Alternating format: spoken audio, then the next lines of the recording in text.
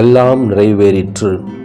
அப்படின்னா எல்லாம் முடிஞ்சது, நம்ம கைமீறி போயிடுச்சு, இனி ஒன்றும் செய்ய முடியாது, அவ்வளவுதான் என்று அர்த்தமா? இல்லை.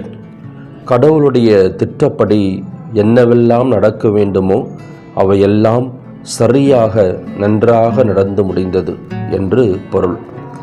இந்த அர்த்தத்தில்தான் இயேசு எல்லாம் நிறைவேறிற்று என்று உரக்க கூறுகிறார்.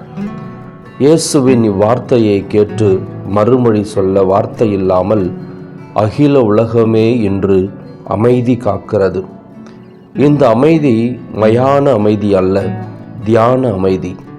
விண்ணிற்கும் மண்ணிற்கும் இடையே 3 ஆணிகளால் அறையப்பட்டு சிலுவையில் தொங்குகின்ற இயேசுவை அமைதியாய் உற்று நோக்கும் அனைவரோடும் இயேசு என்று பேசுகிறார். எல்லாம் முடிந்தது, இனி ஒன்றுமில்லை என்று அவரை விட்டு விரக்தியில் ஓடிப்போன கூட்டத்தில் ஒருவனா நான்? ஐயோ பாவம் என்று உச்சி கொட்டுகின்றவனா நான்?